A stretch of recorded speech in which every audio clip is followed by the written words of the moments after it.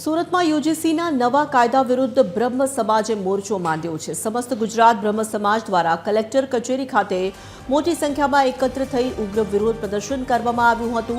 પ્રદર્શનકારીઓએ આ બિલને કાળો કાયદો ગણાવી રાષ્ટ્રપતિને આવેદનપત્ર પાઠવ્યું છે।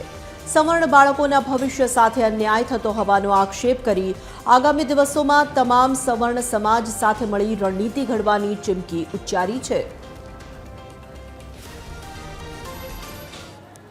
ખાતે બ્રહ્મ સમાજના કાર્યકર્તાઓ દ્વારા વર્તમાનમાં સરકાર દ્વારા લાવેલા યુજીસી કાયદાના વિરોધ માટે અંતરે અમે સૌ એકત્ર થયા છે।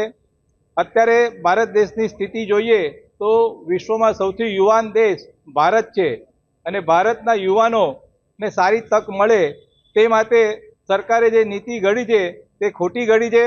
વર્તમાનમાં સવર્ણ સમાજને અન્યાય થાય તે પ્રકારે યુજીસીનો એક કાયદો લાવ્યા છે, એનો અમે સખત વિરોધ કરીએ છીએ।